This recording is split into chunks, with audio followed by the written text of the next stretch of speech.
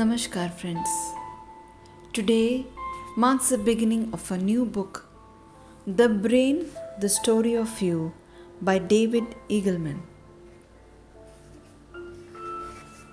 Myself, Dr. Renuka, Biswajit Amin.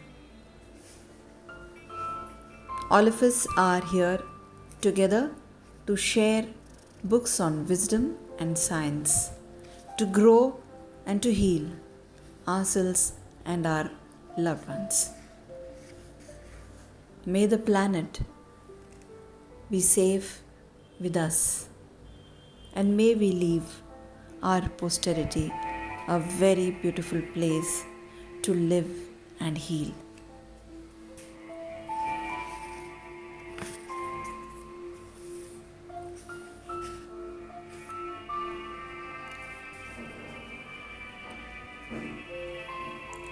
Renowned neuroscientist David Eagleman is here to give us a tour of the inner cosmos.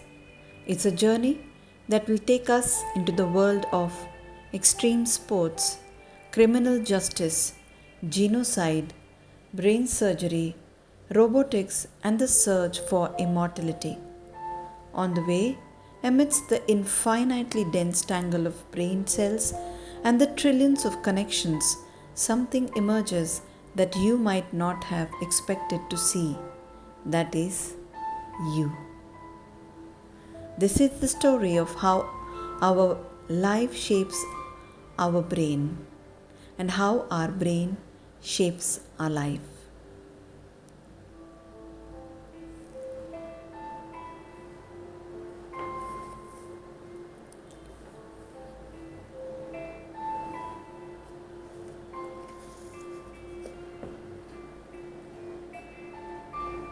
Publishers are Canon Gate.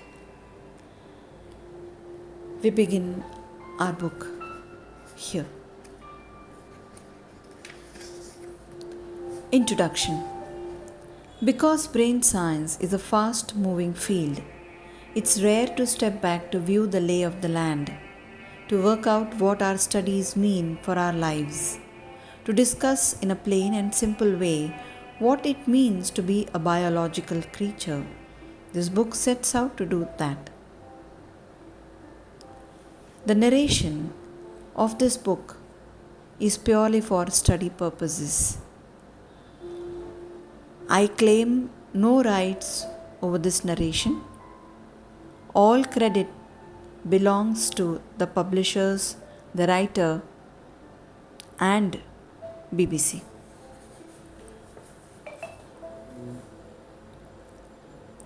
Brain science matters.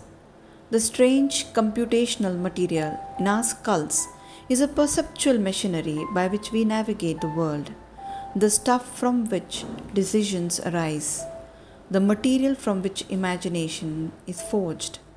Our dreams and our waking lives emerge from its billions of zapping cells. A better understanding of the brain sheds light on what we take to be real in our personal relationships and what we take to be necessary in our social policy. How we fight, why we love, what we accept as true, how we should educate, how we can craft better social policy, and how to design our bodies for the centuries to come. In the brain's microscopically small circuitry is etched the history and future of our species. Given the brain's centrality to our lives, I used to wonder why our society so rarely talks about it, preferring instead to fill our airwaves with celebrity gossip and reality shows. But I now think this lack of attention to the brain can be taken not as a shortcoming but as a clue. We are so trapped inside our reality that it is inordinately difficult to realize we are trapped inside anything. At first blush, it seems that perhaps there is nothing to talk about. Of course, colors exist in the outside world. Of course, my memory is like a video camera. Of course, I know the real reasons for my beliefs. The pages of this book will put all our assumptions under the spotlight In writing it, I wanted to get away from a textbook model in favor of illuminating a deeper level of inquiry. How we decide, how we perceive reality, who we are, how our lives are steered, why we need other people, and where we are heading as a species that's just beginning to grab its own reins. This project attempts to bridge the gap between the academic literature and the lives we lead as brain owners.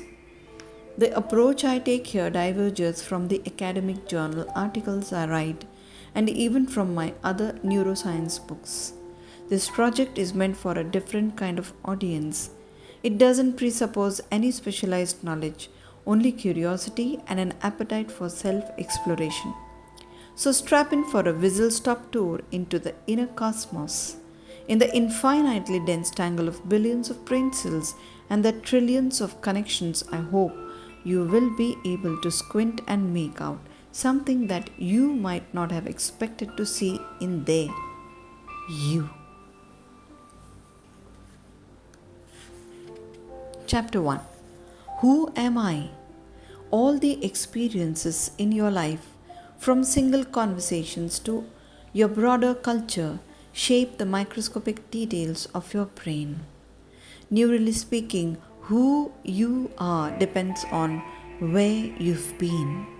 Your brain is a relentless shifter, constantly rewriting its own circuitry, and because your experiences are unique, so are the vast, detailed patterns in your neural networks.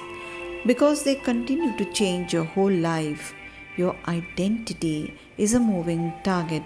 It never reaches an end point.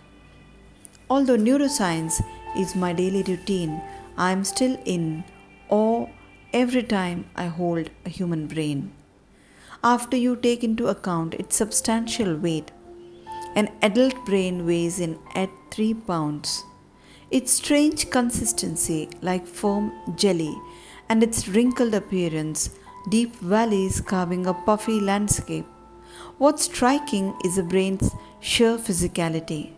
This hunk of unremarkable stuff seems so at odds with the mental processes it creates. Our thoughts and our dreams, our memories and experiences all arise from this strange neural material. Who we are is found within its intricate firing patterns of electrochemical pulses. When that activity stops, so do you. When that activity changes character due to injury or drugs, you change character in lockstep. Unlike any other part of your body, if you damage a small piece of the brain, who you are is likely to change radically. To understand how this is possible, let's start at the beginning. Born unfinished. At birth, we humans are helpless. We spend a year unable to walk, about 2 more before we can articulate full thoughts, and many more years unable to fend for ourselves. We are totally dependent on those around us for our survival. Now compare this to many other mammals. Dolphins, for instance, are born swimming. Giraffes learn to stand within hours. A baby zebra can run within 45 minutes of birth. Across the animal kingdom, our cousins are strikingly independent soon after they're born. On the face of it, that seems like a great advantage for other species, but in fact, it signifies a limitation. Baby animals develop quickly because their brains are wiring up according to a largely pre programmed routine. But that preparedness trades off with flexibility. Imagine if some hapless rhinoceros found itself on the Arctic tundra or on the top of a mountain in the Himalaya or in the middle of urban Tokyo. It would have no capacity to adapt, which is why we don't find rhinos in those areas. This strategy of arriving with a pre-arranged brain works inside a particular niche in the ecosystem. But put an animal outside of that niche and its chances of thriving are low. In contrast, humans are able to thrive in many different environments, from the frozen tundra to the high mountains to bustling urban centers. This is possible because a human brain is born remarkably unfinished. Instead of arriving with everything wired up, let's call it hardwired. A human brain allows itself to be shaped by the details of life experience. This leads to long periods of helplessness as the young brain slowly molds to its environment. It's live wired. Thank you for listening. Let's keep learning more. See you in the next part of The Brain